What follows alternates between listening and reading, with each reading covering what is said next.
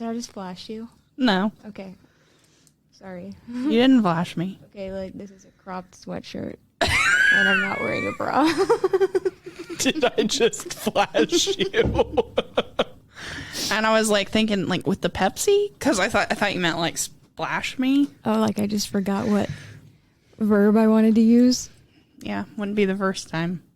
Yes, it would. I've never forgotten verbs ever in my life. What about what was the one? Exactly. It's never happened. No, it has. It happened on the podcast. No, I don't think so. You know what I'm talking about. No, I don't. Yeah, you do. No, I don't think I do. Mm-hmm. Yes, I do know what you're doing. And I can't get it. Scroon? Is that what you're talking about? Scroon about? Strewn? Yeah, that's it. Mm-hmm.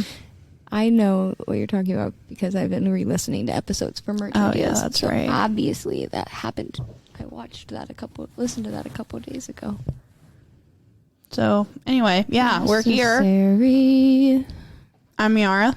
Oh, you're just... I'm just jumping in because I'm editing this episode. Okay. I'm Morgan, and we are... Mysteriosities. Literally no chit-chatter today. We can chit-chatter after. You were like, and we're live. Here we go.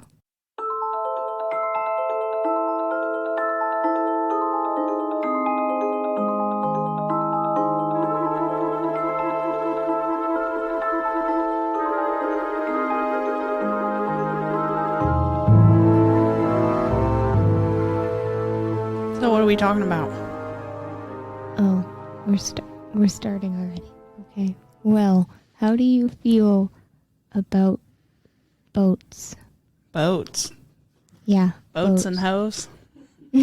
No. Just boats. Okay. How do you feel about conspiracies? Well, you know how I feel about conspiracies. How do you feel about icebergs? Are you talking about the Titanic? Yeah, we're talking about the Titanic! Yay! No? We are? No. That's just, what's mysterious about it? You haven't heard of the Titanic conspiracy theories? No. There's a bunch of them! Okay, I'm interested. You didn't sound that interested. I was just surprised. Oh. Are you sure? So I've never heard anything about it before. Because I can close my phone and we can cancel this recording if you're not interested. I'm not interested at all. Your facial expression just didn't look that excited. No, I was just surprised because I've never heard of it. No? Well, I've heard of the Titanic. You've never heard of the Titanic? Come back.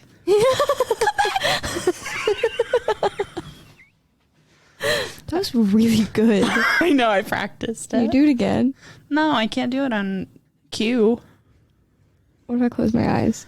Come back. You didn't even have to close my eyes. You still did it. No, yeah, there are like a hella conspiracy theories surrounding the sinking of the Titanic, and I'm a Titanic girl. I love the Titanic. So we're doing it.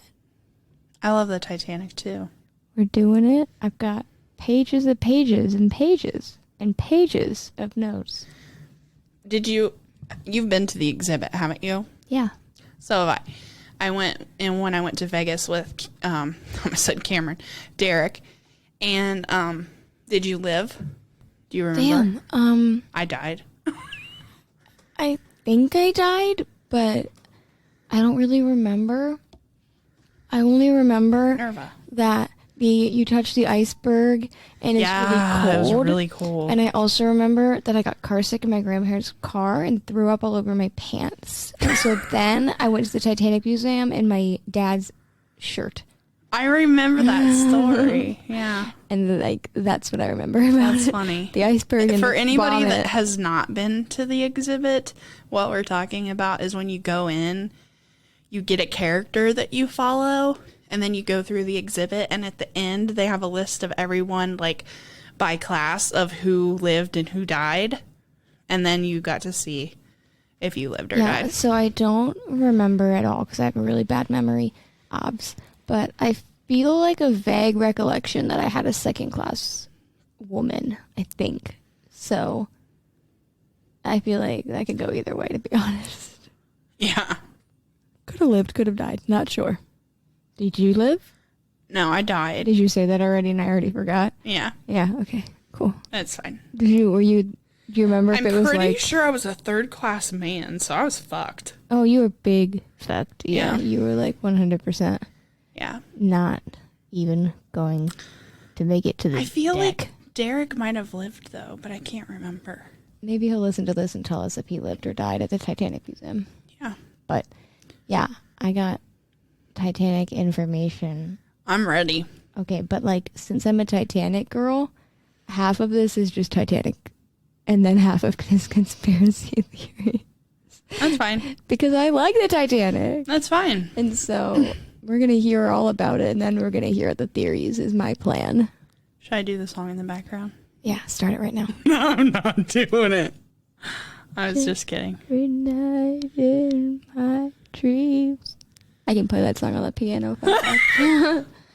Fun fact. Okay, so I start off with the backstory. Like I said, we're going to be talking about just the high-key Titanic before we go into What is it, conspiracy April theories. 12th? No. April 14th. Yes. I always get that wrong. 1912. Yes. I do get them this backwards. Same. I was about to say, I don't know why. always 100% think it's 1914 for some unknown reason. Even when I do money conversion later, when I was doing the conversion, I did the wrong year. Yeah, I don't understand. Because I do that. In my head, it's 1914 and it's not. But yes, April 14th to 15th, 1912. Yeah. So, the first thing I wrote, what does everyone already know about the Titanic? And we already covered that you That sort of... Jack could have fit on that fucking door.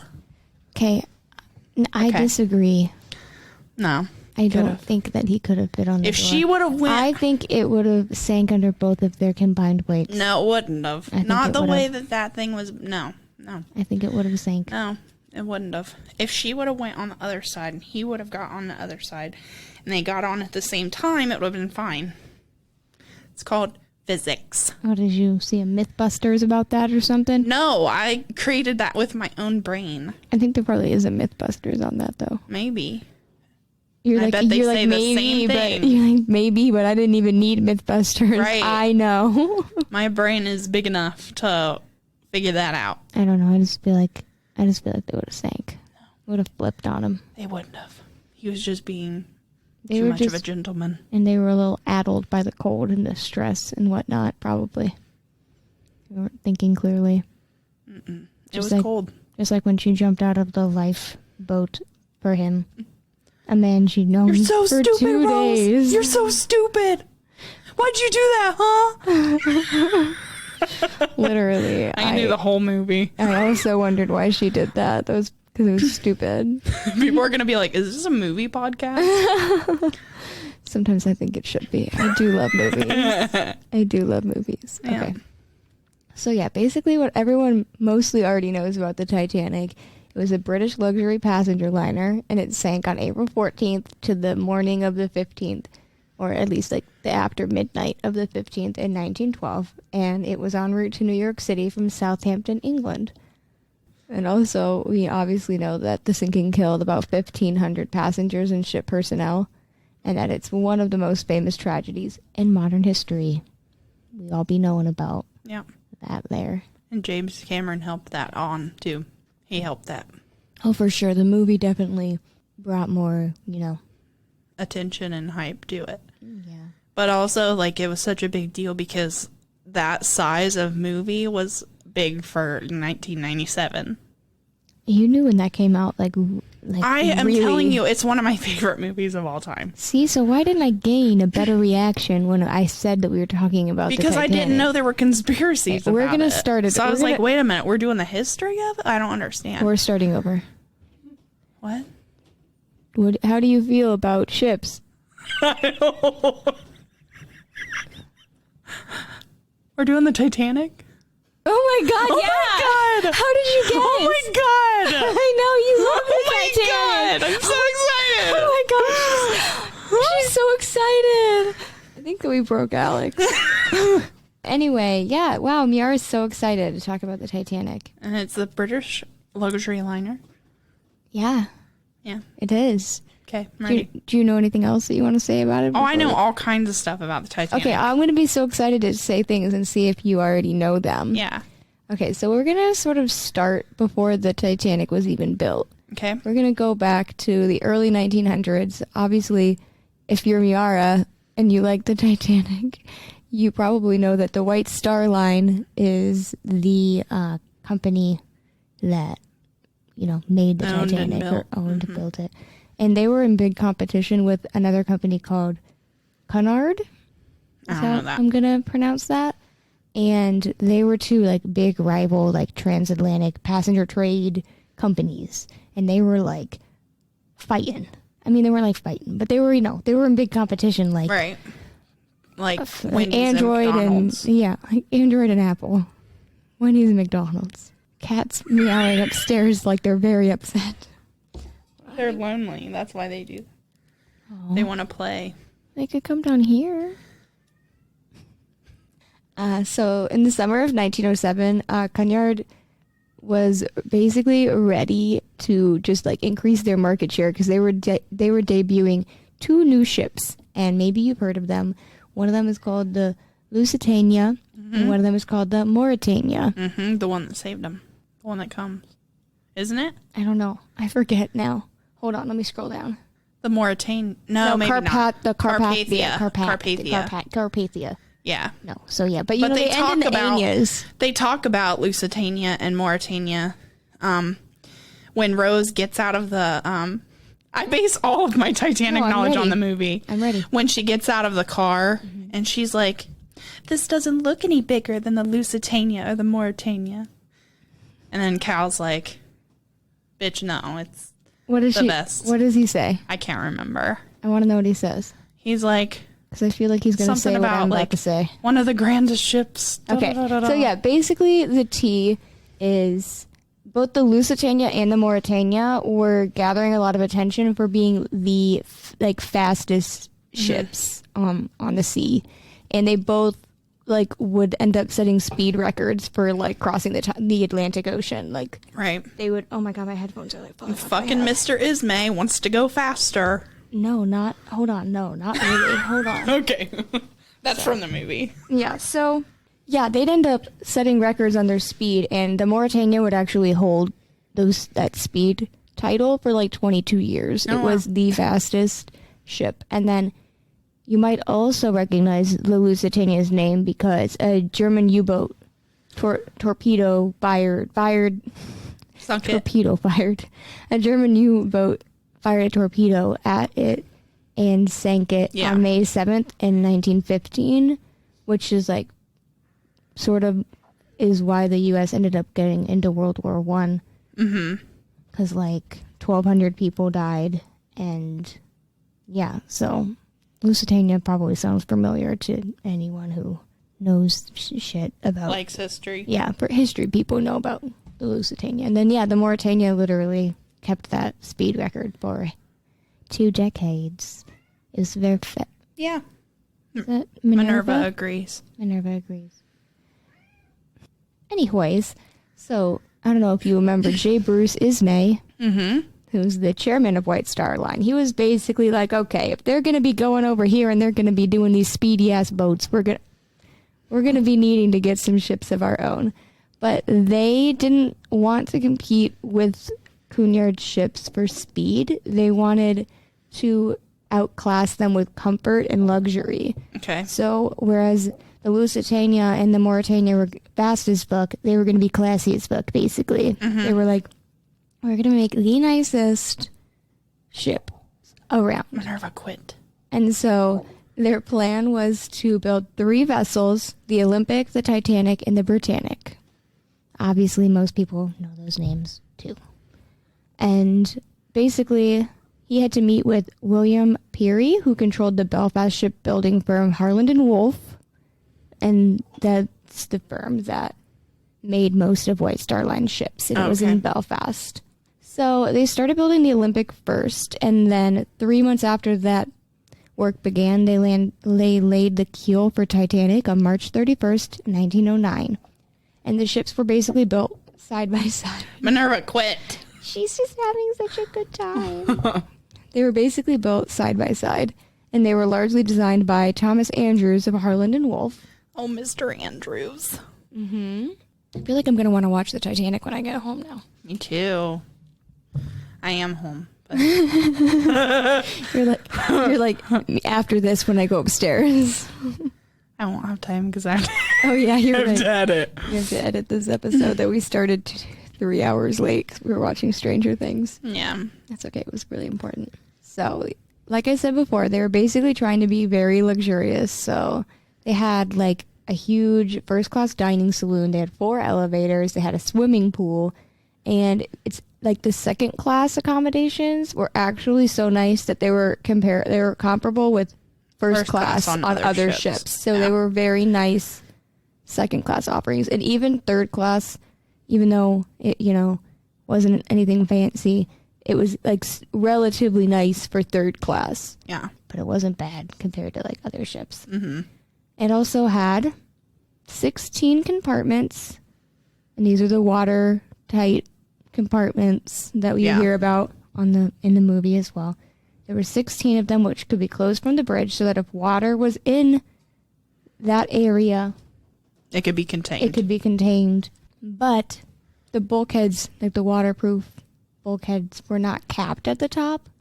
So basically, a lot of experts say that was the ship's fatal flaw, because when it started to like go in one direction, the water just flowed from one to the other because there wasn't a top. Right.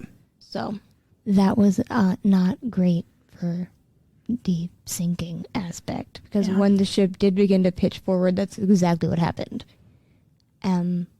But yeah, the builders basically claimed 4 of those compartments could be completely flooded and the liner would stay afloat, which was part of the reason why everyone's like, it's unsinkable. But if you remember from the movie and the captain being like, the Titanic is designed to stay afloat above 4, not 5. And he's all like, yeah. Yeah. He's such a good actor. I love that man.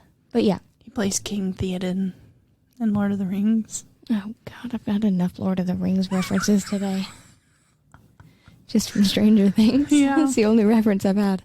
So then on May 31st in 1911, the hull made its way down the little slipways and into the water when more than 100,000... The water! Yeah, more than 100,000 people watched the launching, and then once it was in the water, they started finishing the interior work, etc., all the inside stuff once they had the exterior done. Yeah. So that started in June of 2020, June of 1911, and they started working on the interior stuff the same month that the Olympic had its maiden voyage.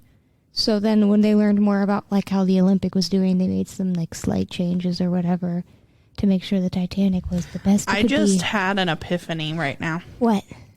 Why they call it the maiden voyage. Because it's its first time. Yeah. I never realized that. I just put it together. Should have put it together on air, everybody. It's the ship's a virgin until the maiden voyage. Just kidding. Virginity is a construct. Anyways, the Titanic underwent its sea trials in April of 2020. What do I keep saying? Help me. Underwent its sea trials in April 1912, and it was declared seaworthy. That means it's all about to start going down. So when it was preparing for its virgin voyage, it was one of the largest and most opulent ships in the world. It had a carrying capacity of 46,328 tons, and when it was fully laden, the ship weighed more than 52,000 tons. It was approximately 882.5 feet long. Do you remember how many football fields that is? Almost 3. Right? I don't know. I don't remember. It's almost 3. And 92.5 feet wide. And now it's time for it to go out to sea. Okay. Are you ready? Yeah. That's the T on the building process. Dun, I know. Dun, dun, dun, dun, dun. Oh, that was good. Oh, I love that song too. Oh, that's such a good soundtrack. Oh, shit. No. That's all you have? I mean, I could do more, but we do not own the rights to this music. So, the Titanic set sail from Southampton, the name of the song, Right.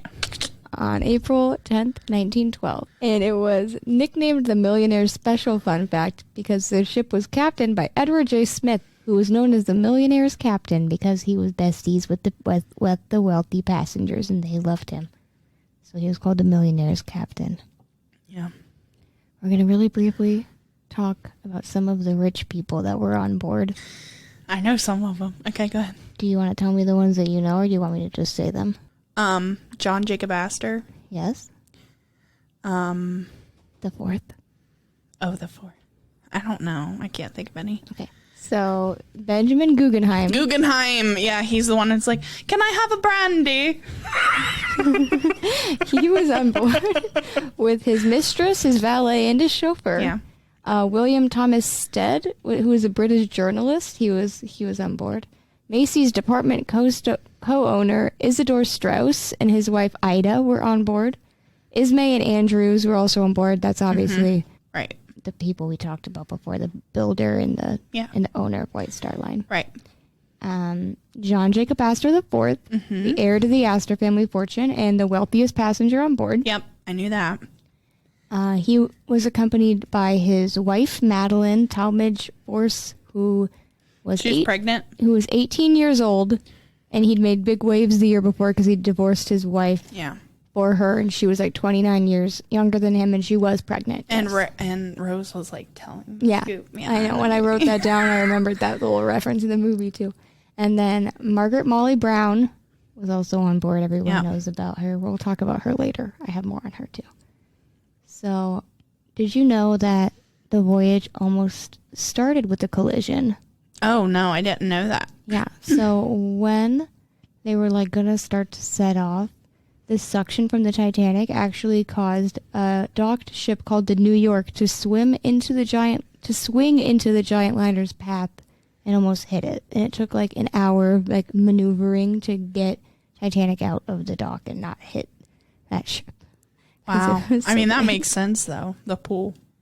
Yeah, and superstitious people say that's a really bad omen to start the maiden voyage with that almost a crash. So. Okay, everybody off. I know we already loaded all your shit and we already paid for your tickets, but you got to go. Let's go. It's on. They also stopped at Cherbourg, France, and the ship wasn't even big. The dock wasn't even big enough for the ship, and they had to ferry people to it because it was so big it wouldn't even fit in the dock. And then the last stop that they went before setting off was Queenstown in Ireland. And they stopped. That was pretty good. Thanks. Do you want to do it again? Ireland. I'm surprised you didn't go, no, I can't do it on command. I'm just going to have to start. I know. You did it.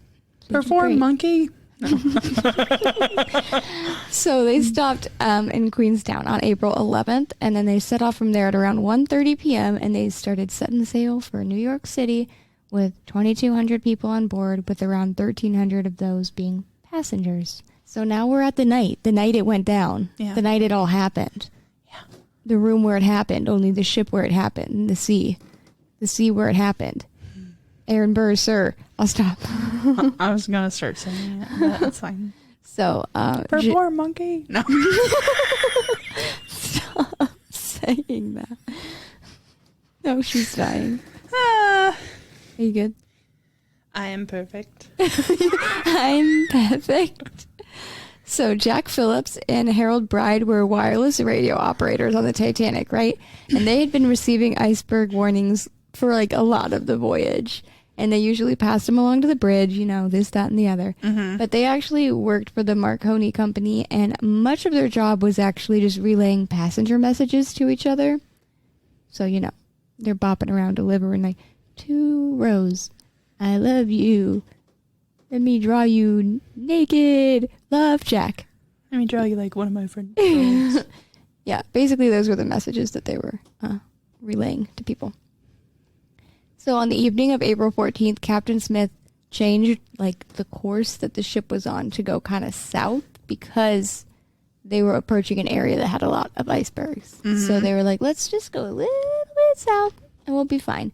But he maintained the ship's speed. Yeah. He didn't slow down or anything. and the speed was at 22 knots. I don't know what that means in It's fast. real terms of like things that I know, but it seems fast. It's 25 miles per hour. It doesn't seem that fast to me. I'm kidding. I know it's fast, like on For the the- ocean and for how big that ship is and XYZ, For how etc. big and how much it weighs. Yeah. And the steering capabilities is shit. So, yeah. Yeah. So Pretty fast. at around like 9:40, a ship called the Misaba sent a warning of an ice field to the Titanic, but it was never relayed to the Titanic's bridge. And then at 10:55, the Californian, ever heard about the Californian? Mm-mm. There's some tea about the Californian. Sent word to them that it had actually stopped because it was surrounded by ice. And Phillips, as you recall, was one of the little messenger boys. Mm-hmm. He was handling passenger messages at the time, and he apparently was pissed at them for interrupting him. I'm like, I'm sorry, but I don't actually think the passenger messages are more important than Right. like, hey, we're like surrounded by ice. Right. Just a heads up, in case you wanted to not crash. But I know you just want to send little love letters to people for them. So then there were also the two lookouts, whose names were Frederick Fleet and Reginald Lee, which are such 1912 names. Reginald and Frederick. They're the ones where he's like, I can smell ice when it's good.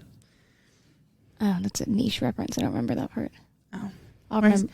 Pick up the phone, you bastards! I really promise everybody that I did not know that this would be full of Miara knowing every word of this movie. I'm embarrassed. Okay. No, I love it. It'd be really not nearly as funny if you were like, yeah, I saw it one time 20 years ago. I don't really remember anything but the sinking part. Yeah, No, you got all the references. I do. And not even that. You got like, you said bastards like the exact way he did. Yeah. Like, it was kind of creepy, actually. I think you should do a one woman play of the Titanic. I could. You know every part. I could fucking do it. I could do Home Alone too. Home Alone also? Or Yeah, Home Alone also. 2? No, Home Alone. I was going to say it'd be really specific and weird if you're like, the second one. I could do the second one. The second one's Derek's favorite. Oh, is it really? Mm-hmm. I don't even remember if I've seen the second one. But yeah, so Frederick and Reginald, their task was like kind of hard that night because the ocean was very calm. You've probably heard that before. Mm-hmm. It was super calm, so there wasn't, like, the water was so smooth, there wouldn't be a lot of it breaking at the base of an iceberg to, like, you know, to see some wave action and, like, to alert you that it was even there. Especially because, have you seen how dark the ocean is at night?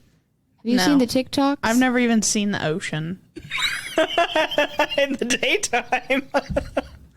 Hold on, I'm gonna find a TikTok. Because sometimes on my TikTok feed, I get really niche, like, creepy ocean stuff. So, can you imagine trying to see an iceberg No. in 1912? Because that TikTok was from this year. She's like, yeah. That was 1912. I feel like it's even harder now. Yeah. So, yeah, it was very smooth water, which made it really hard to even, like, expect or see or hear anything. Why didn't they turn on the headlights? No, I'm just Yeah, kidding. and how silly. This is silly. And also, the crew's nest binoculars were missing. So they were literally just using their eyeballs. It wasn't like on the movie where they were peeping on Rose and Jack with their binocular. Wait, did they use binoculars to No. peep on them, or was it just with their eyeballs? They were just with their eyeballs. Oh, well, that's how they were looking for the iceberg. With their eyeballs. I'm just going to do it again. Okay. Go ahead. Do what? Another quote. I Go love ahead. quotes. No, go what ahead. was it? What quote was it? No, it's almost there. I'll do it when it comes. Okay. But what if I don't No, you say will. it? Go ahead. Okay, so at approximately 11:40 p.m., about 400 nautical miles south of Newfoundland, an iceberg was sighted and the bridge was notified. Iceberg, right ahead. I feel like you're about to do another quote because Okay. this next line. So First Officer William Murdoch, he ordered both the ship hard to starboard and a maneuver that would turn the ship to port left and also the engines reversed. I don't have one for that. Oh, doesn't he say like hard to starboard? Yeah. 10. Turn. Doesn't he Yeah. say like I don't know. yeah, so it. he Oh, to starboard. yes, exactly. Yeah. So they began to turn, but obviously they were too close to avoid a collision. So the starboard starboard side scraped along the iceberg, and at least 5 of its watertight compartments toward the bow were ruptured. So obviously, as the scene that we were talking about earlier, Andrews determined that the bow would drop deeper into the ocean, causing water from the ruptured compartments to spill over into the next compartment, and the next compartment, and that would seal and the she's ship's got her base. whole ass in the air. Her whole ass. That's another quote. So, another little fun fact that's actually not fun because sad. But it is like experts claim basically that by reversing the engines, Murdoch actually caused the Titanic to turn slower than if they hadn't reversed the engines that they had just turned. And most experts think the ship would have survived if they hadn't reversed the engines. So that kind of sucks because that's like a split-second decision. Right. You don't know what to do. Right. And then, I would think slowing them would make sense. Like, right. But I don't know anything about. You'd think slow it down and give it more ship, time to turn. But really, the logic is if you had just turned it, it would have just been turning at full speed. Right. So yeah, most experts say that the ship probably wouldn't have sank if they hadn't reversed the engines. So then they started sending distress signals. One of them reached the Carpathia at 12:20 a.m. And that actually was Cunard ship. So remember you said you thought was the Mauritania or whatever that rescued them. So that was not right, but you were right because it was that company's ship that answered the distress call. So they immediately started heading towards the Titanic. But they were like almost 60 nautical miles away and would take them like 3 hours to get there. Right. There were other ships in the area too, including the Olympic. The Olympic, their little sister ship, was like technically in the area but too far away also. There was also a vessel that was spotted nearby, but the Titanic was unable to contact it. It is like speculated that it could have been the Californian, but then there's also a conspiracy about it being something else. But we'll get into that later. Pirates. No, I'm just kidding. Ooh, pirates. But yeah, regardless of whether that ship was the Californian or someone else, the Californian was in the area, but they had turned their wireless off for the night. So no messages got to them. That sounds... Like, why would you turn it off? Irresponsible. Exactly. So they began launching lifeboats, and... Fun fact that also isn't fun, we all know, obviously, that there were not enough lifeboats on board for everybody to have a spot. Right. But did you know that they actually exceeded the British Board of Trade lifeboat requirement? Oh, wow. Like, the British Board of Trade was like, this is enough. 20 is enough, I think. No, it had 20. But that was exceeding what the British Board of Trade said you needed to have. Well... Also, this is like one of the biggest ships of the time, too. So I wouldn't think that their standards would have changed for that. Right, enough to even consider. Right, yeah. That's probably why. That is true. That's a good point. Yeah. Like they're considering that the minimum for smaller ships. For a smaller ship, not that big. That's true. Yeah. See, I have a brain up here. Sometimes. It's not full of just Titanic ones. So yeah, it had 20 lifeboats that could carry 1,178 people, which obviously is very far short of how many people were on board. Right. And another problem with that, as was shown in the movie, but also reality, they weren't filling it to capacity. They were not filling it anywhere close to capacity. Yeah. In fact, lifeboat number 7 was the first boat to launch, and it left the Titanic with 27 people, even though it had room for 65. So sad. It's because of the first class people. Right, but also it was because the crewmen who were like helping people like be loaded onto the lifeboats were worried that the davits? I don't know what a davit is, but it's... Are you going to Google it? Yeah, Let's Google it so that we understand. A small crane on board a ship, especially one of a pair for suspending or lowering a lifeboat. So they thought the davits wouldn't be able to handle the weight of filling them any more than they were. They show that in the movie, too. There's one that... Oh, that's interesting, because the problem with that was because they had actually tested that weight in Belfast. Like, they had done a test to confirm that it could carry 65 people. And the problem is nobody knew that because they had actually canceled its lifeboat drill, like the Titanic's lifeboat drill, earlier that day. So they were supposed to have a drill so they would have known what to do and they would have known how much it could hold. But they're like, we're going to make it. Yeah, they canceled it, so they didn't know. So they were lowering boats very under capacity. Yeah. So in the end, only 705 people were rescued in lifeboats. How many? 705. Jesus. So by 1 a.m., the water was seen at the base of the grand staircase, and Philip's distress calls were reflecting a growing desperation, as it was noted the ship, quote, cannot last much longer. The stern began to rise out of the water, and at around 2 a.m., the propellers were very visible, and the only lifeboats left on board were 3 collapsible boats. So they had like the normal boats, and then they had a couple like extra collapsible ones. Yeah. That goes to 20. Like it wasn't like 20 regular ones. Yeah, it wasn't like 20 regular ones and then 3 collapsible ones. That was included in the full count of lifeboats. So at that point, the crew was released by Smith, saying, quote, "It's every man for himself." And then Captain Smith was last seen in the bridge, and his body was never found. He went down with the ship. Yep. So at 2:18, the lights on the Titanic went out, and that's around when it broke into the bow going underwater. I just want to say bow, and that's just incorrect. So later it was said that it took probably about 6 minutes for that section to reach the ocean floor, traveling at around 30 miles an hour, which I know is fast for like a boat part sailing through the water. Right. It's hard for me to think about that, not in a car where I'm like, that's so slow. I know it's not. I know it's fast. So then the stern momentarily settled back into the water. You know, it went zoop. Right. And then it started to become vertical again. It remained in that position just like briefly, and then it started zooping down into the water at like 2:20 is when the stern disappeared beneath the surface. And since there was water pressure, because like there was still air inside, right, it imploded as it sank. Yeah. So then hundreds of passengers and crew went into the water, but obviously, as we all also know, the lifeboats delayed returning to help people because they were afraid that the boats would be swamped and they would be like capsized by people trying to get into their boats. So by the time they rowed back, almost everyone in the water had already died. Yeah, Molly tried to go back. She did, and I talk about that later. I'll just say it now, like, that's true fact. That wasn't movie. She's like, there's real life accounts of her trying to go back. I got the quote for this too. Should you do it now, or should you wait till I talk about Molly? Do it now. Do it now. Hold on, I forgot. Perform, monkey, perform.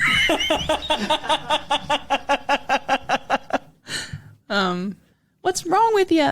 Those are your men out there. Then it shows lady crying. Did you just say it says lady crying? Because, like, if you don't shut that bloody hole in your face. That's such a shitty fucking comeback, too. Like, okay. That's my grandpa's favorite part. I mean, I get it, but, like, it's still not that good of a comeback overall. So, yeah, in the end, more than 1,500 people perished. The crew suffered about 700 fatalities, and third class suffered approximately 710, with only 174 people in third class surviving. So just like another fun fact that's not fun, because that's what I'm going to call them all, is, you know how in the movie they show like passengers in steerage being like locked down the stairs, like not even allowed to go up to try to get on the... And they get the bench and they... Yeah, that's basically been dispelled as like not having happened, thankfully, because that makes me really sad. But because Captain Smith didn't sound a general alarm, a lot of third class didn't even realize how serious the situation was. And so by the time they got aboard, like on deck, a lot of the lifeboats were already gone. Also, like the lower levels of the Titanic and like third class were kind of like complex hallways. So like it was kind of difficult to navigate. Yeah. So by the time they got upstairs, a lot of the lifeboats had already been launched. You know, one of the scenes in that movie that makes me so sad is the Irish woman with her 2 little kids. Mm-hmm. And she starts telling them about the legend of Turnanog or something like that. Oh my God, it's so sad.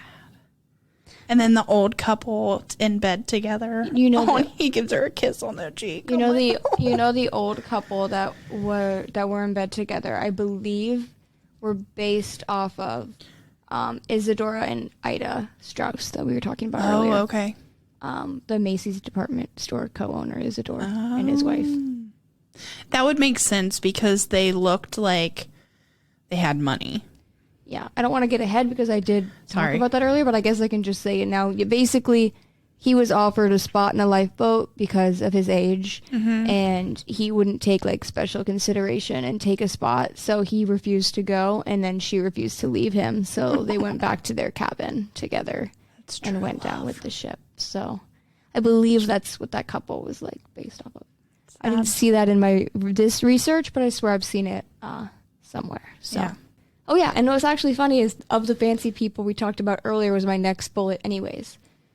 So we already talked about Isadora and Ida, but also, who's the one you said you knew? John Jacob Astor. Astor deposited his wife onto a lifeboat and he asked to accompany her because she was pregnant, but he was refused entry, so he managed to kiss her goodbye before the boat was lowered. And he also went down with the ship, or at least went into the water, obviously, and died. And then Benjamin Guggenheim and his valet returned to their rooms, and they changed into formal evening dress before emerging on deck, before he famously declared, "We are dressed in our best and are prepared to go down like gentlemen." Yeah, that's what he says in the movie. Can I have a brandy? So then... I've never had brandy. I don't remember if I have, because brandy and like bourbon and whiskey all kind of confuse me, because they're all like in a vibe that seems similar to me. Yeah. So I don't even know if that's accurate. But I don't know. I don't know much about alcohol. And then obviously Ismay, who we talked about earlier, who, is the White Star Line chairman. He helped a lot of people get into lifeboats, and he ended up being able to step into one of the collapsible boats before it was lowered because there were no women in the vicinity, and sometimes some of the people did let men into the lifeboats if there was no women or children around. It's like, better you take it than nobody take it. They make him look like a scumbag in the movie, though. And but that's a fact. Not a fact, but like his reputation was like ruined, tarnished after that. He never lived down surviving that disaster when so many people died, and it was his company. Yeah, I can. And he lived. I would feel guilty. He was vilified afterwards. Yeah, I bet. Which isn't fully fair because he was helping people get into ships, into lifeboats. He was only able to get into one because he didn't take that spot from anybody. He was just able to get in there because there was no one else to take it. Right. It was a collapsible boat, which means it was one of the last ones that was lowered, I believe. And I mean, he may have owned the company, but that doesn't mean like he was like, oh, this ship's definitely not seaworthy. It may sink. We're going to go anyways. Like he obviously never would have thought that could have happened. And I still would have felt guilty though. Oh yeah, but I don't think it's fair that people were like, Murr. And also, isn't in the movie, is he the one that's like telling the captain to go faster? Yeah. Yeah, I don't think that's rooted in fact either necessarily. So, kind of mean. Like when they find out it's the end of the first VHS. Yes, I said VHS. But the captain turns around and looks at him and he's like, "Looks like you're going to get your headlines, Mr. Ismay." That's a good line. Yeah. That's and then it ends and then you have to put in the second tape. Oh, I remember having it on VHS. I remember. And then Thomas Andrews, who was the Titanic's chief designer, he was last seen in the first class smoking room staring blankly at a painting of a ship on the wall. Obviously, he also died. Yeah. And so then the Carpathia arrived in the area at around 3:30 a.m. Obviously, that is a fair amount of time after it had sank. And Lifeboat 2 was the first lifeboat that reached the Carpathia. Is that what we said? Carpathia? Yeah, it's Carpathia. And when Ismay got on board, he wrote a message to the White Star Line's office saying, "Deeply regret to advise you, Titanic sank this morning, 15th, after collision iceberg, resulting serious lost life. Further particulars later." I'm assuming it's not a complete sentence because, communication in the 1912s. Did he send like a telegram? Right, I'm assuming it was like a telegram or whatever. Yeah. was going to say Morse code, but I don't think that's accurate. It was probably just a telegram. That'd have been a lot for Morse code. I'm like, let me get a piece of paper. Anyway, so then at around 8:30 a.m., that's when the Californian also arrived. That's the one that had their radio off.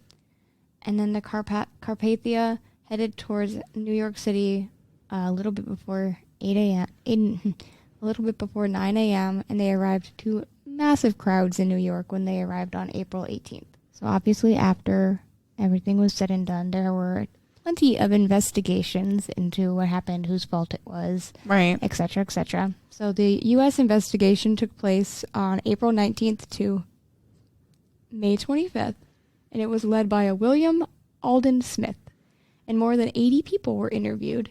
Notable witnesses were like Second Officer Charles Lightoller, who is the most senior officer to survive, and he defended the actions of his superiors, and especially Captain Smith's refusal to decrease the ship's speed. And a lot of the passengers ended up testifying to like the confusion, like the chaos, and the fact that a general warning was never sounded, causing a lot of passengers and even crew members to not even know what was going on or what how dire the danger was. And they also obviously testified to the fact that the lifeboat drill that was scheduled never took place. But the most scrutinized testimony came from the crew of the Californian, who claimed that their ship was 20 nautical miles from the Titanic.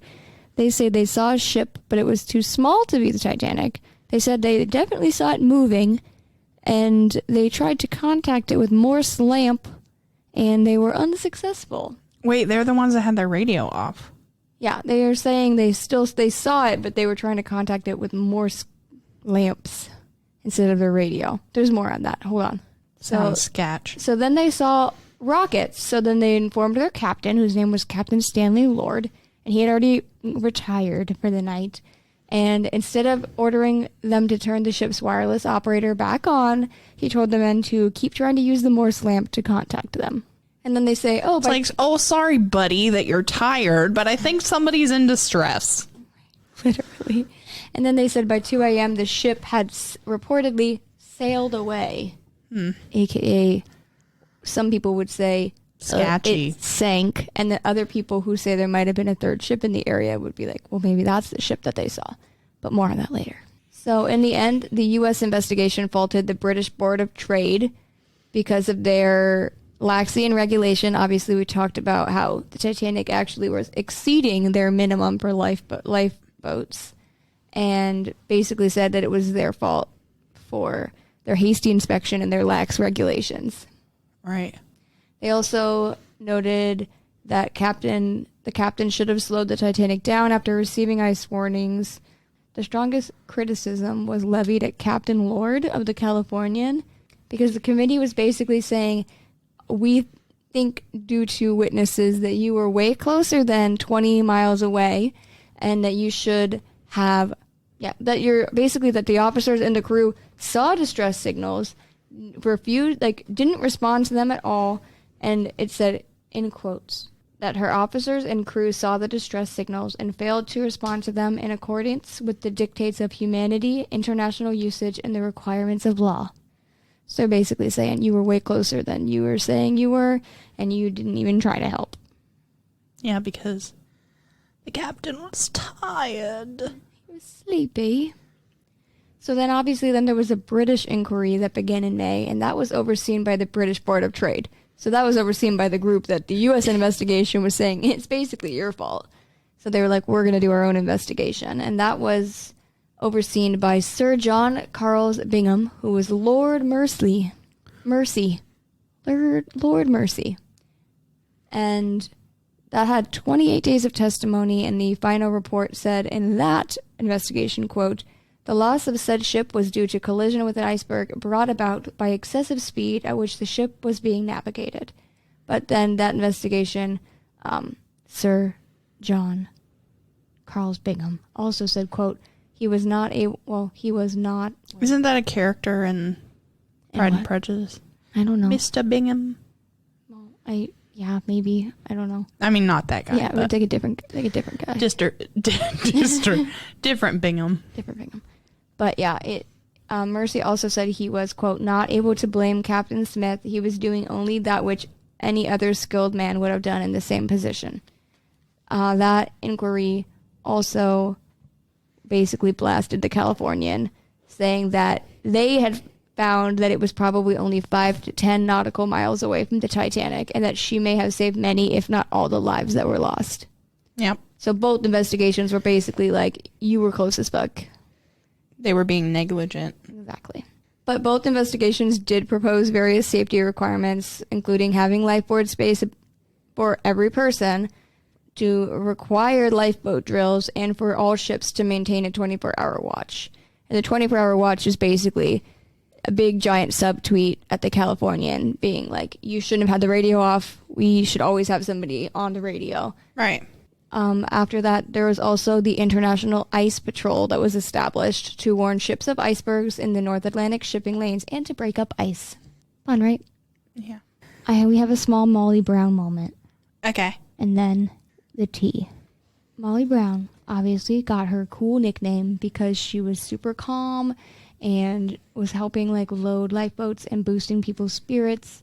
And after the sinking, she actually coordinated with other first-class passengers to help lower-class survivors. That's really nice. And like I said earlier, her like probably most memorable scene in the movie is her trying to convince her underfilled lifeboat to return. Mm-hmm. And like I said, there were true like witness accounts that she did do that in RL. And then after the shipwreck, she also created and chaired a survivors committee, helped arrange burials for the bodies that rescue workers recovered, and presented an award to the captain of the Carpathia for saving them. She was also super fucking pissed because she was not allowed to testify at the hearings because she was a woman. Typical. What is this, 1912 up in here in America? Yeah. We're just going backwards in time. It's fine. We're just doing reverse time travel with everybody. Okay, so really, really, really briefly, we're going to go into what I call the Californian tea. Okay. Because it's not like a full conspiracy as much as it's just like drama that went down afterwards about the Californian. Obviously, we already know the investigations were both like, y'all were negligent. Y'all were closer than you said. Y'all wouldn't turn on your radio. Y'all didn't go and see what was going on. So, supporters of Captain Lord were called Lordites. Yeah, they gave themselves a name.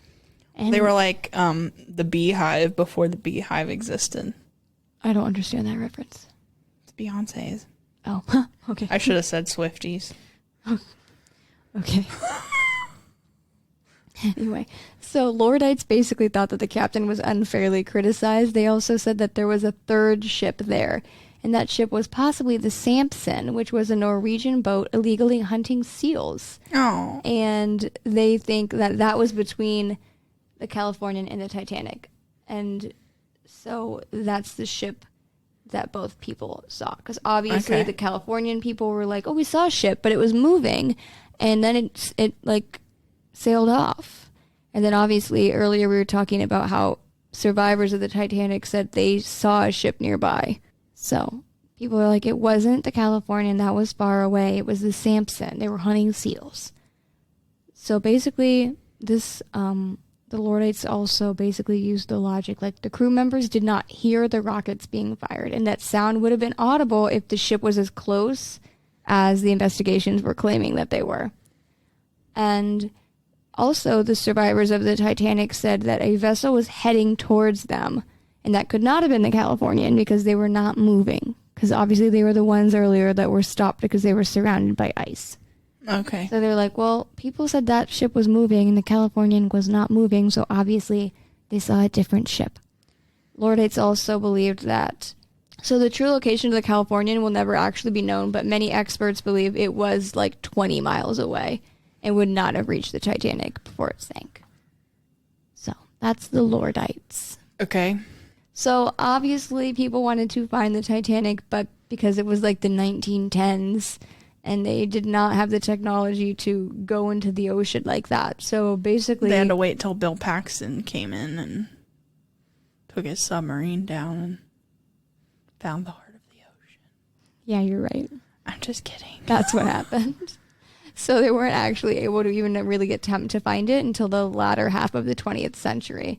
And in August of 1985, Robert Ballard held an American-French exhibition aboard... Exhibition? You always do that. Exhibition. Exhibition. There you go. From aboard the U.S. Navy research It's ship. like you combine excavation and exhibition. It's fine. It's fine. Anyway, they were on the U.S. Navy research ship Core, and part of the trip was to test the Argo, which was basically their submersive little guy with the camera attached to it. So they sent it into the ocean, 13,000 feet to the floor. And on September 1st of that year, the first underwater images of the Titanic were recorded as the giant boilers were discovered. And then later, they would have video of the ship lying upright in two pieces, the bow being clearly recognizable and the stern being severely damaged. As we said, it imploded while it was sinking. And covering the wreckage were rust-colored stalactite formations, which I'm sure you've heard, like, that's like eating the ship. Yeah. And the ship's going to, like, not even be there at some point. The salt and stuff, the chemical. Yeah, so they later called them rusticles. And they were created by iron-eating microorganisms, and they're consuming the wreck. Yeah.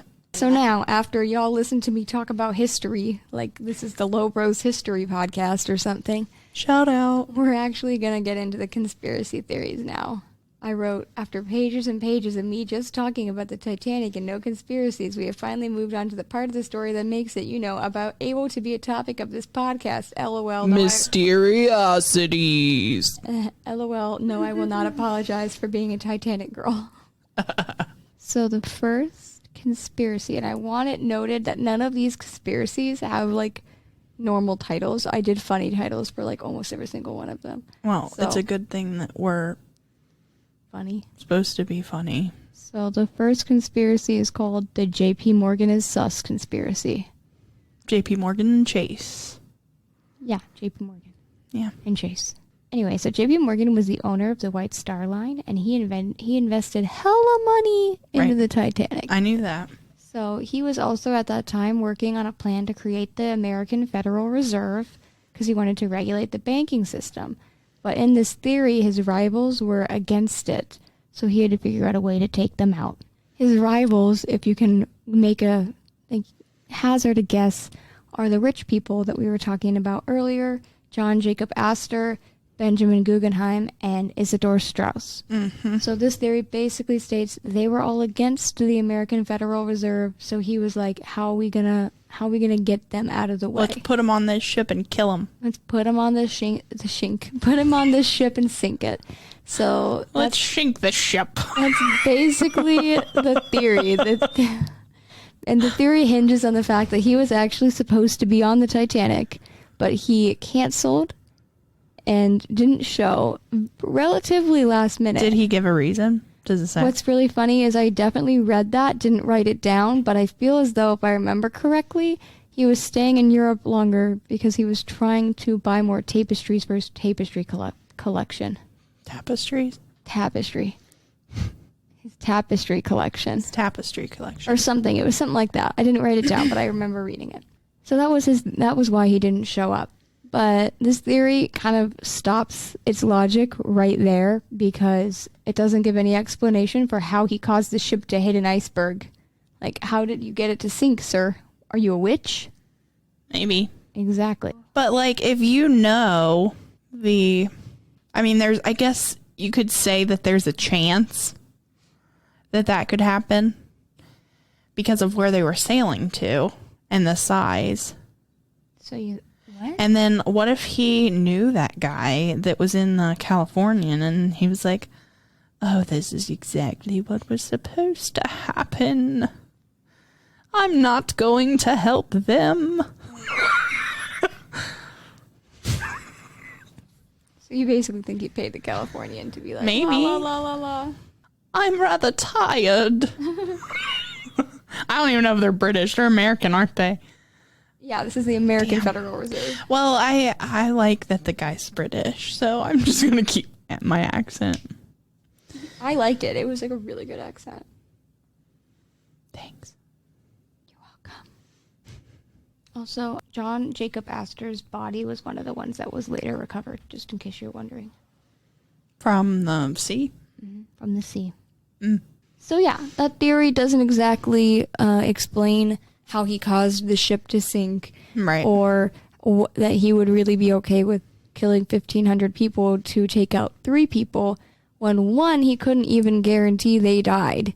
He can't guarantee they don't pay off somebody to get into a lifeboat, or maybe there's no women around and they're allowed to have a lifeboat. What if he wasn't planning on the Titanic to go down? But what if he was going to have some type of assassin on the other side kill them when they got there? Okay, well, that's like totally irrelevant. I know, but like, then he was like, oh. He's like, oh, that works out. That worked out for me. I don't know. Well, basically, another problem with this theory, other than the fact that how did he get the ship to sink, or that to actually happen, right, is that there's no actual proof that John Jacob Astor or Benjamin Guggenheim didn't want the American Federal Reserve. There's no proof that they were opposed to it. Oh. And there's actually proof that that Isidor Straus supported the American Federal Reserve. So there's no real proof that they were even his rivals and that they didn't want it. So there's obviously that as well. But yeah, this theory is also kind of like spurred on by the fact that the American Federal Reserve was created the year after the sinking. So for people in that theory, they're like, it was going to be made. These people didn't like it. They all died in this shipwreck, and then the next year it was made. But that's that theory, basically. It's the J.P. Morgan is sus conspiracy. Okay. Sketch. Now, do you want to hear my favorite theory? Yes. Or do you want me to save it for last? Well, okay, let's save it for last. Okay, we'll skip it. My next theory is called When in Doubt, Blame a Mummy. Yep. Isn't that Fun fact, the guy who plays Mr. Ismay plays in The Mummy. Who does he play in The Mummy? One of the guys that dies. Oh, okay. I really cleared that That gets up. eaten by the mummy. Eaten? Well, he sucks their skin off and uses it to restore himself. Oh. Okay. Have you ever seen The Mummy? Yeah, but I've only seen it one time. Oh God, I watch that all the time. Yeah, I know. I was late to that train, and then I've only seen it once. So, yeah. So, one of the passengers who went down, we talked about briefly earlier, was William Stead. William was a British editor, and he was really into like early 20th century spiritualism, and he had spent the past several years claiming that there was a cursed mummy that was causing destruction and disaster in London. So he told everybody who would listen all about that when he was on the Titanic, and after the ship sank, a survivor recounted that story. It was the mummy. Exactly. And it was picked up, that story was picked up later by the Washington Post, and they wrote an article with the headline, Ghost of the Titanic, Vengeance of Hoodoo Mummy Followed Man Who Wrote Its History. Yeah. I like it. So some people link the mummy's curse to Egyptian artifacts that the survivor, Margaret Brown, really did take with her on the Titanic. She did have artifacts with her. She was going to deliver them to a museum in Denver. That's a fact. So some people are trying to link that to the mummy's curse. But then some other stories, people say the mummy was actually on board the Titanic because the British Museum had sold it to an American and they were shipping it to them. Emotep. What? Never mind. It's a mummy reference. Go ahead. Oh, sorry, I only watched it one time. Not enough times. That's the mummy's name, Emotep. Oh. Okay. And his followers, they would Emotep. Okay, moving on. So later, a man named Charles Haas of the Titanic International Society accessed the ship's cargo manifest in 1985, and there was no mummy on board, in case you thought there was. There was no mummy. And also, that mummy is on display at the British Museum still. So, yeah, the mummy theory doesn't have a lot of weight behind it. Unless he has hoodoo powers. Yes, that's true. The article I read also made a very fair point about, this theory, basically talking about how Egyptian curses and, Native American burial grounds, there's always myths about them, and they basically play off colonials' anxiety about the people whose land they plundered, which, fair. Guilt. It's guilt. Just a Just a very fair fact. But that's true, though. Those are such, like mummy, like Egyptian curses and Yeah. like that's such a thing that people are like, ooh, but like, yeah, it's your guilty conscience talking. Yeah. That's all that is. So that's the unlucky mummy. Unlucky mummy. Yeah. Cursing people and stuff, but not the Titanic. So this theory is called no pope. No pope. Yes. So this myth posits like that the Catholic employees of Harland and Wolff were very distressed because the ship's number 3909 space 04 seems to say no pope when viewed in a mirror. So they were thinking like, no pope, the pope. This ship is cursed. So they basically thought that it was a really sign of bad luck that it would say no pope on the ship's number. No. But like, that's way too much into religion. It's giving a religion too much credit. But like, basically, Walter Lord, who is a Titanic historian, wrote that he received like a lot of letters starting in like the mid 1950s from people about this theory, but that literally that number is not attached to the Titanic at all. Like the whole number was 401. And the Board of Trade number was 131,428. There's absolutely no number anywhere having anything to do with that. So and what? People just be making shit up. Yeah. And you want to know even more why they were making shit up? Because there weren't any Catholic workers at Harland and Wolff because the company had driven all of its Catholic employees away in the late 1800s, and they had a reputation for only having Protestant employees. Interesting. Which we hate to see that sort of. Queen Elizabeth was all about that Protestantism, though. I mean, it wasn't in that time, but right. But yeah, so it's happened before. Yeah, so literally, they didn't even have any Catholic employees, so that theory basically just was made up. Yeah. So that's no pope. No pope. No pope. So now we're going to talk about the next theory. Okay. It's called a German U-boat. Dun, dun, dun. So obviously World War I had not started yet, but there were still some suspicious folks that said... Did you hear how you said that? There were still some suspicious folks that thought a German U-boat could have attacked the British ship. So apparently...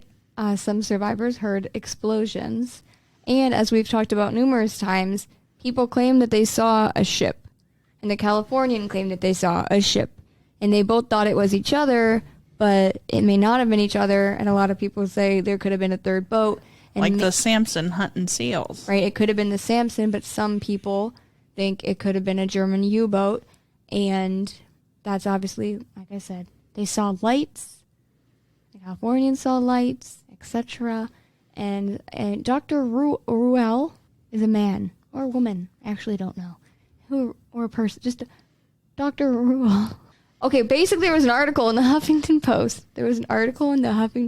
That speculated the craft had basically maybe surfaced to assess the damage that it had done, and then it skulked off. And that also, like, it tied in with survivor testimony saying that they had heard explosions, etc. And so they're thinking maybe they deliberately targeted the Titanic, maybe they accidentally collided with it, but maybe it was a German U-boat. Nah. Yeah, the problem with that theory, obviously, it was years before World War I, so there was no reason for Germany to attack the boat. And also, critics of the theory say that, obviously, as we talked about earlier, a German U-boat did attack the Lusitania in 1915, and that attack caused the ship to sink in 15 minutes. So, obviously, if it was attacking the Titanic, which is like similar vibes, it's highly unlikely it would not also have it sink just as quickly. Yeah. I was thinking, like, though, maybe it was like its trial run. Just playing devil's advocate. I don't believe in this theory, but couldn't the Titanic, because it was first, be like a trial run? And then they improved their whatever and managed to sink the Lusitania quicker. I mean, fair. That's a fair argument. I mean, I don't think it holds up, but that if you want to play devil's advocate. You're not wrong, because if it was switched and then like the Lusitania had been sunk first, right, and it was faster and then it turned to slow, you'd be like, that's weird. But it could also read as like improving their techniques. That's fair. So these are two like very small theories that aren't actually like very conspiratory. They're like conspiratorial.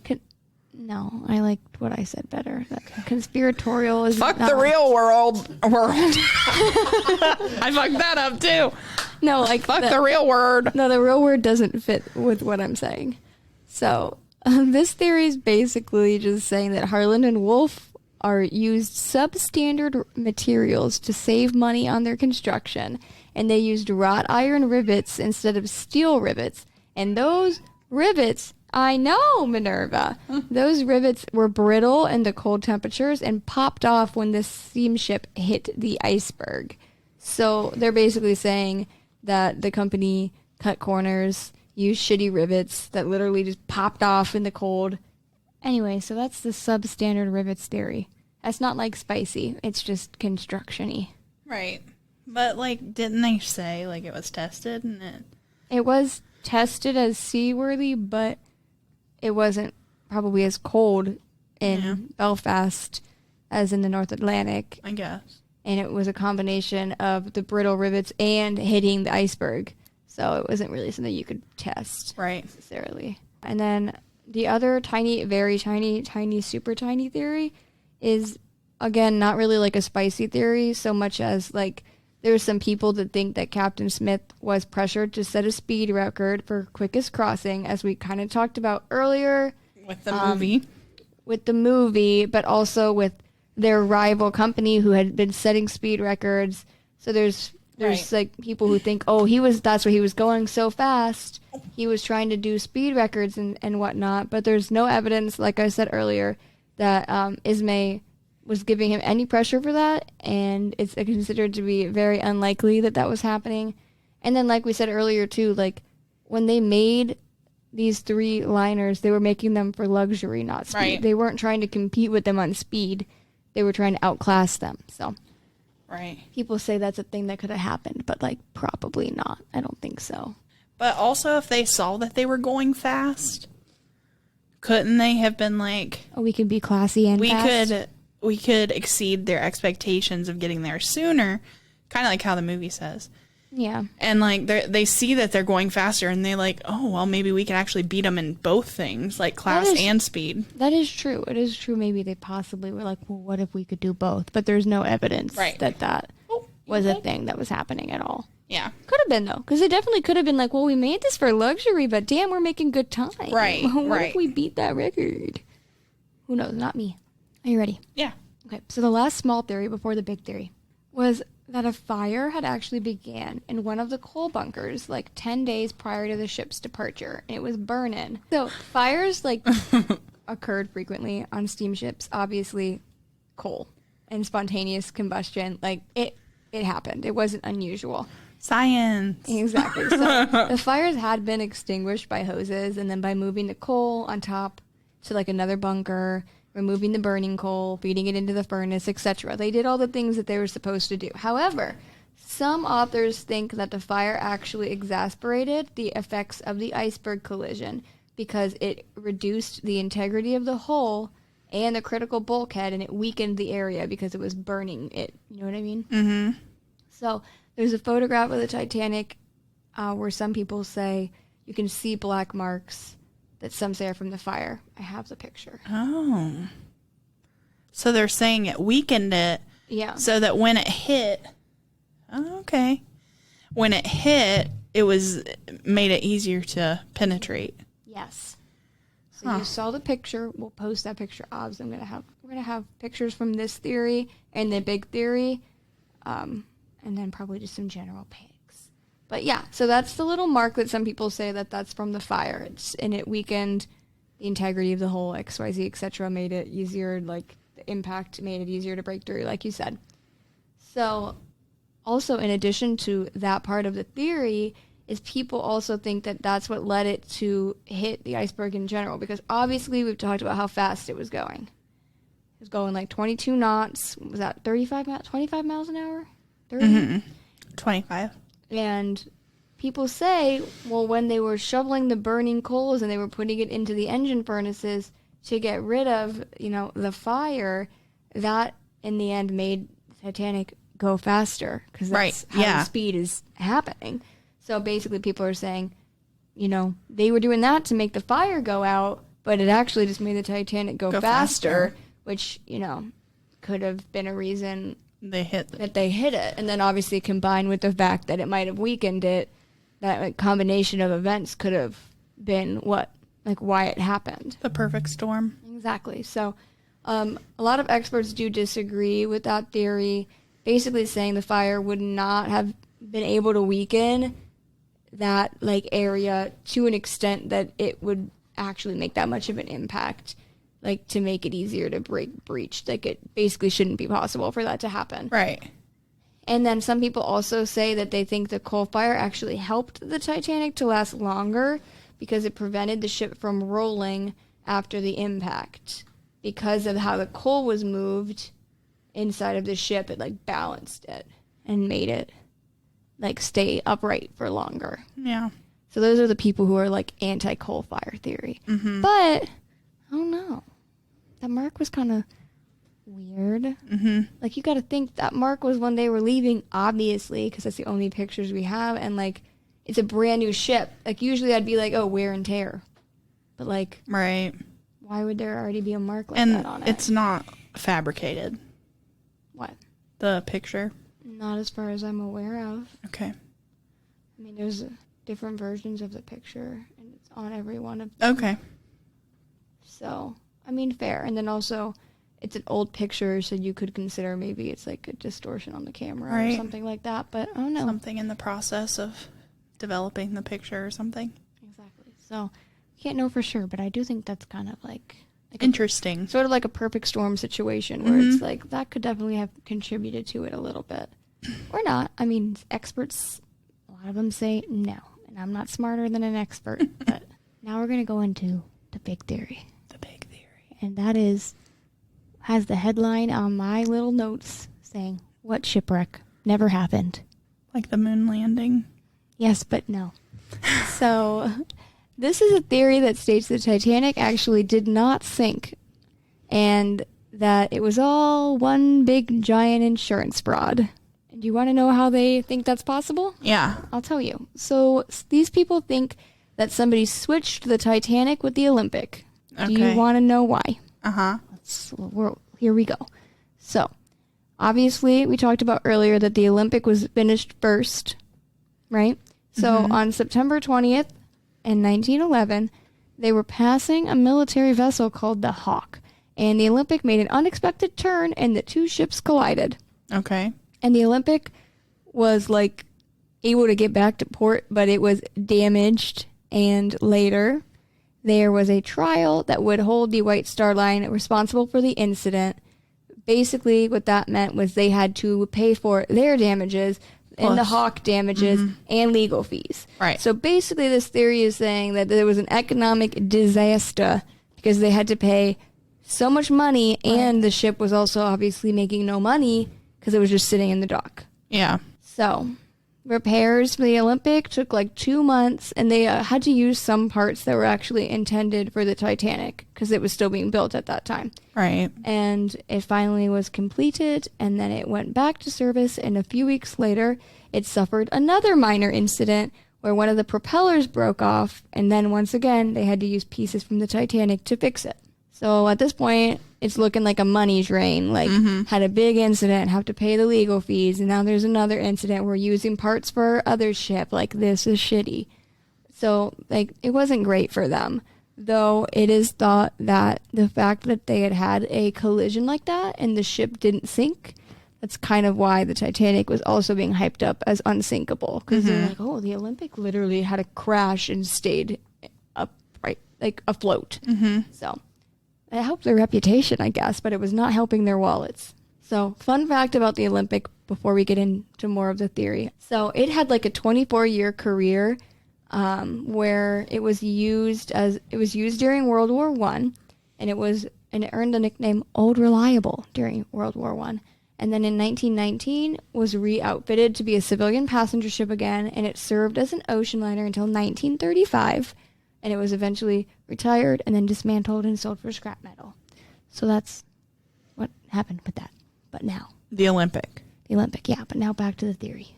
Okay, but they think.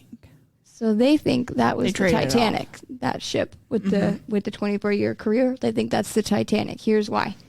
So after they were thinking, well, this is a huge money drain. This is so annoying. It's going to cost so much money to deal with.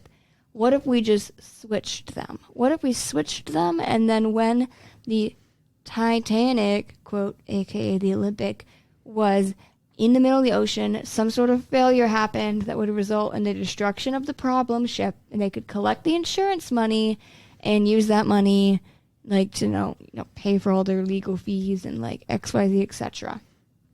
And because people would think it was the Titanic that sunk, they would be getting the insurance money for a brand new ship that had sunk instead of like their shitty problem ship. They'd be getting like fancy Titanic money. And in this theory, it's unlikely that they also intended to cause 1,500 people to die. That was probably not the intent. It is said in this theory that their plan was probably for the ship to sink more slowly and for another ship to be close enough to rescue all the crew and the passengers.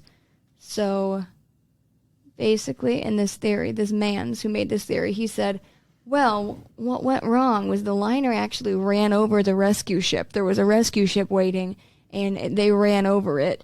And so that doesn't even make sense. I know, that part doesn't make sense. He's like, but the liner, they ran over that ship.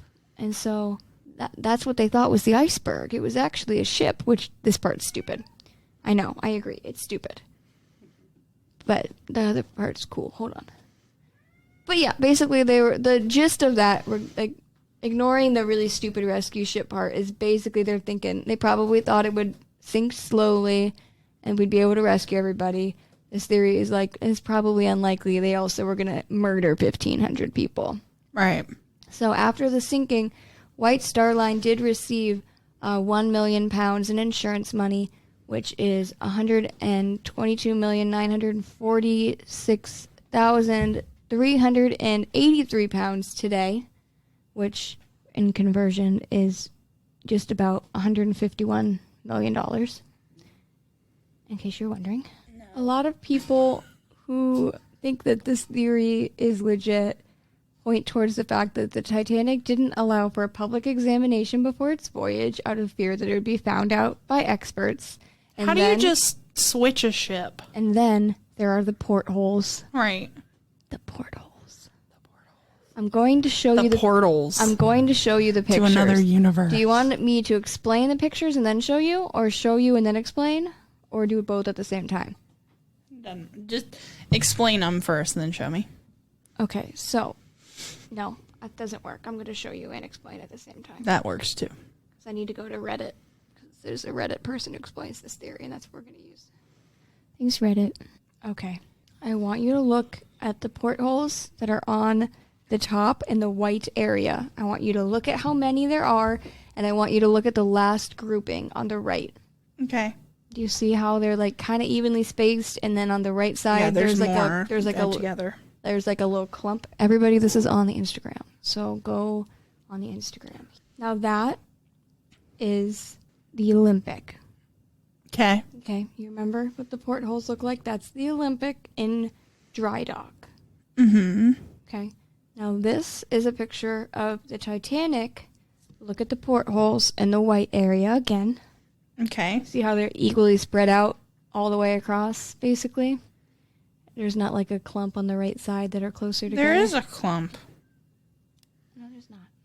Looks clumpy to me, but... What clump are you looking at? No, what are you looking at, like that clump? Mm-hmm. No, that's way further right than the other. I'm talking about like these. So how, like here. How they're all evenly spaced. Do you see how they're evenly spaced? Do you want me to show you the first picture? Yeah, again? I want to see the first picture again. Couldn't that just be how the picture was taken? No. Like depth perception? No. Okay. Now, look at this picture of the Titanic when it launched. Mm-hmm. Wouldn't you say those look more like the Olympic portholes than Yeah, the Titanic but it's also portholes? taken from the same angle that the Olympic was taken. Okay, yes. The other one was not. Fair, but now look at this picture of the Olympic after the Titanic sank. See, they're bunched up right there. No, they're not. On the, Not in the same way. The other ones are... It's also the other side of the ship. These are so clumped together. It's like 2, 1, 2. You see how it's like 2 close together and then 1 and then 2 close together? Mm-hmm. But that's also the other side of the ship. I don't know. Those do not have a 2, 1, and then 2 at the end. No, but it's the other side of the ship. I am trying to explain the theory. Stop poking holes in the photos. Poking holes in the portholes. The right side. That's the left side. That's the left side. That is the only one with the right side, which is kind of annoying for sketch. continuity. But I don't feel as though they would do different ones on different sides. That's so silly. Either way, those are the portholes. Okay. Right? Those are the vibes. You can see where people could be like weird. If they're looking at the photos, yeah. Yeah. I mean, I'm not saying it's true, but you can see how you could be like, okay, those do look like. I think it's based on depth perception, honestly. I don't think that, but I also don't think this theory is probably true. But I don't think it's depth perception. I think it's maybe I don't know. I don't think it's depth perception. I think it's too much of a difference to be depth perception. But either way, the porthole situation that we just explained in person that's very hard to explain on the podcast is basically in these pictures. There's a picture of the Olympic when it was being built. And then there's a picture of the Titanic when it's being built. And their portholes are not the same. They are different. And then there's a picture of the Titanic launching where you could argue the portholes look way more like the Olympic than... He's found another Titanic or Olympic theory picture. So this picture that he showed me that we're also put on the Instagram is about the windows and how the one on the Titanic is like narrower than the sank ship is. But Miara's probably gonna say it's depth perception. Sorry, I'm like really looking at it. That's okay. I love shit like this. She's like memorizing it like she's looking for Where's Waldo. Hey, that's fun. I saw a meme on Facebook of somebody who said he photoshopped Waldo out of the Where's Waldo person. What? This is much more compelling. Yeah. You like that one better? Yeah, this is much more like convincing than the other one. Well, that one works towards your argument in that it is all the same viewpoint. Yeah. You know what I mean? Yeah, So that's what I like, because there's no room for a depth perception to be an issue. Yeah, like that's just... I like it laid out like that. That's interesting. And it's not like you can say that, like, being underwater destroyed, it's, like, it wouldn't cause that much damage. You know what I mean? Like, based on what you see in the damaged photo, Yeah. it wouldn't change structurally like that is. And I'm actually stupid because I was just looking at the right windows. I wasn't even looking at the left windows. Yeah. The left windows are like... They're like, those are more square and the others are like oblong. Yeah, exactly. I was looking at the right part, honestly. Is that a weird word? So oblong. yeah, basically you have to go to the Instagram on this part if you haven't already, because you got to look at these pictures. You know what oblong sounds like? Loblolly.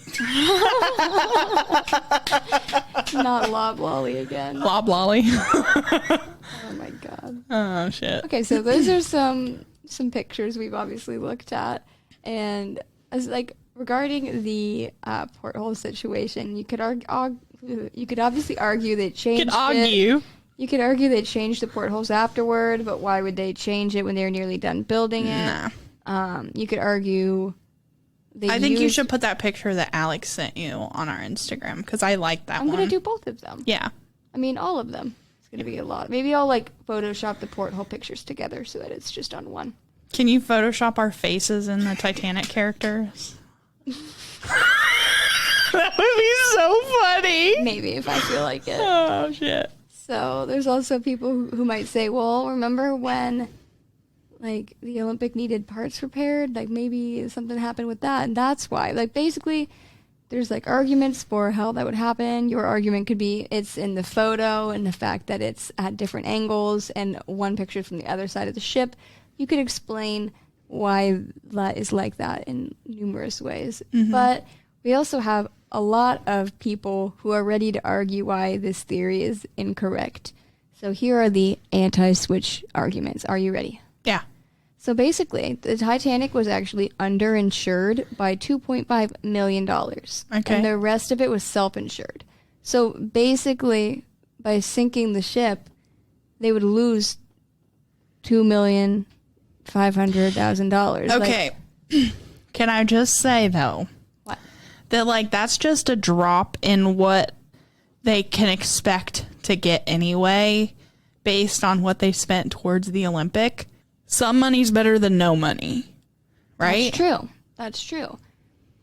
But the unofficial estimate for the Olympics repairs did not exceed $125,000. So people are saying you're going to lose $2.5 million, or you could just pay $125,000 to fix your ship. Yeah, but that ship, plus the other ship, plus the legal fees, I know. plus the second incident. That was what I thought when I read that Right. too. I'm like, you're saying that's what the Olympic is, but we don't know about any of the other parts. I'll say what you say. Nay. Nay. Another argument, like anti-switch argument, is basically why would you want to mess up your reputation so badly by having your newest flagship that people are hyping up on its maiden voyage have it sink? Like, why do you want that publicity, that marketing? Like, that could ruin your company by dealing with that. Like, Right. you're just gonna let your ship sink and like deal with the fact that people might be like, oh no, we're not gonna go on a White Star Line ship. They sink. Like, that could ruin your company. So another anti-switch theory is basically what you said earlier. You were like, how hard is it to switch a ship? You can't just like slap a name on it and be like, it's the Olympic, it's the Titanic, it's the Olympic now. No one will ever know the difference. There were so many differences between the two ships. I read an article that had like 30 aesthetic and structural differences between them. Oh, I like it. What? This theory. I know. It's my favorite theory. I'm not going to read to you all 30 of the differences between the ships. I'm going to read you the summary written by Mark Churdside, who wrote a dissertation called Olympic and Titanic, an analysis of the Robin Gardner conspiracy theory. And he summarizes it by saying, the Olympic and Titanic were very similar. Essentially, they shared the same hull size and design and were constructed from the same set of plans. However, particularly after Olympic's maiden voyage, Titanic was improved in a number of ways. By the time she entered service, Titanic's forward promenade deck had been glass enclosed. On B deck, her first-class a la carte restaurant had been expanded and a cafe added, while all of the first-class suites were expanded and improved, with 2 parlor suites even getting their own private promenades. There were major structural changes. There were a great deal of subtle differences, too many to list here, from different color schemes for public rooms, different decor in some first-class cabins, to deckhouses and vents. As far as I can see, Gardner's theory makes no attempt to address even well-known differences, such as the bridge and officers' deck houses on the boat deck, for instance, and merely assumes incorrectly that the ships were much more similar than was the case. That's his little opinion on that. Okay. It's basically like there's so many differences. This theory is obviously just this guy assuming that they were identical ships, but they weren't. They were very different inside, Right. structure, etc. Obviously, anti this theory is the fact that you would have to silence thousands of Belfast workers who would have had to help make these changes, and the fact that there were many passengers on the Titanic that had actually been aboard the Olympic, and it's hard to believe that they would not be like, this is exact same.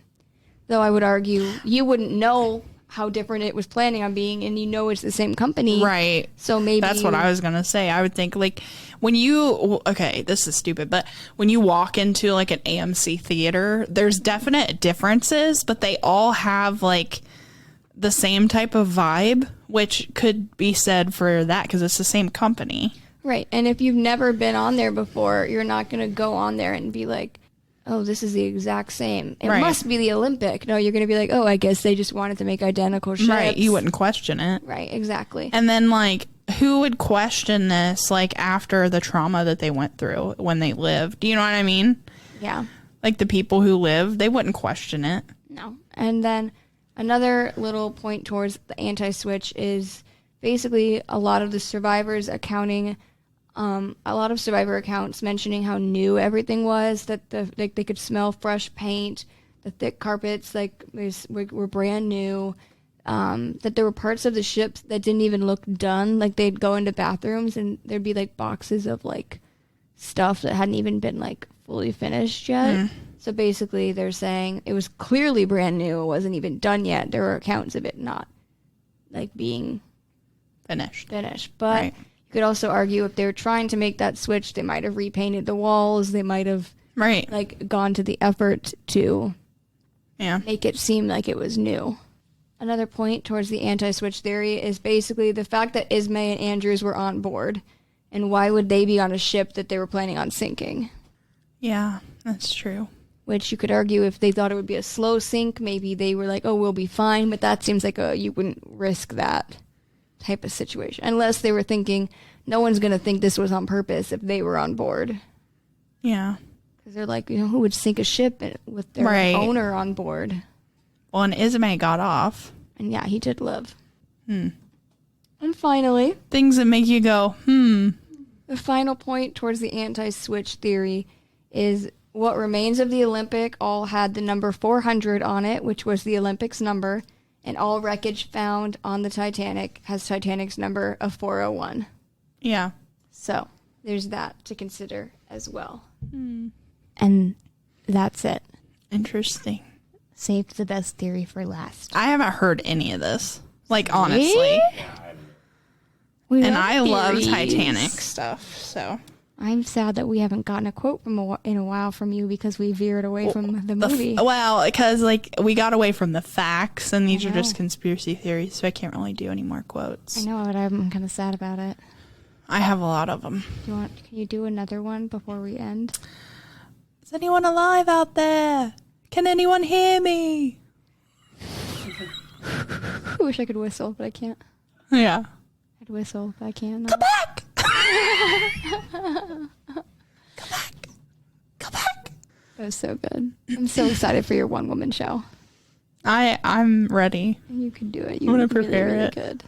That's hilarious. Anyway, so that's all I have on the conspiracy theories surrounding the Titanic, which are all probably not true, but conspiracy theories are always fun to talk about, though. Yeah, they are. Get you thinking. Get you wondering, was there a third ship out there? Right. Was it an insurance scam? Is JP Morgan trying to kill people? Like, it's also fun playing devil's advocate with the theories, too. Yeah. Which is what I was doing for some of them. That's true, you were. It's fun. Well, I'm glad you had fun. I did. I'm so happy that you love Titanic. This is going to be a big one for the socials because these pictures are pretty interesting. Yeah, and you low-key kind of need to, look at them when we're talking about them. Otherwise, you'd be like, right. What are you guys talking about right now? I'm going to have to send my mom the pictures because she doesn't have Instagram. No, she doesn't have social media. Yeah, she needs to see them. You need to see it to believe it. I think it's a little sus, but I think it's kind of probably pretty compelling that all of the wreckage has Titanic's numbers on it. It'd be one thing if there was like 400 written on wreckage and then you're like, oh, but no, it's Titanic's number. So. Unless they're good at covering their asses. I know, unless they're like, what if we moved everything that's visible? What if we just wrote a 1 instead of a 0? I don't know. Weird. It's sus. It's sketchy. Sketchy. So sketchy. Anyway. Check us out on Instagram and look at the pictures. Look at the pictures. Look at the pictures. And go on Twitter and Facebook and TikTok And tomorrow, there's a new episode of So We Gaming where we're on the episode, so it's so much more fun. See, it's even more fun than it already is. It's already fun, it's more fun. It's the most fun you'll ever have on the internet. And there's a video. So you should look at that as well. That comes out tomorrow. It's us times at 2. 8 a.m. 6 a.m. So Whatever it he comes in the decides. early morning. 8 a.m. It was 8 a.m. I'm almost positive it's 8 a.m. And we're also 8 a.m. So you could do both. We're always 8 a.m. But not at the same time. Listen to ours first. Listen to ours first. And then Watch the Titanic. watch the Titanic afterwards. And then listen to So We Gaming. No, the Titanic's really long. Maybe we should switch that order. Whatever. Do whatever order makes you happy. Because no one's busy on a Monday. No one has anything else to do but watch the Titanic. The longest movie that used to be on 2 VHS tapes. Yeah. It's crazy. Crazy girl. Yeah. Okay, anyway, yeah. That's it. That's all. That's all we got. That's all we have. So thanks for listening. And we are Mysteriosities. Near or wherever you are. That was funny.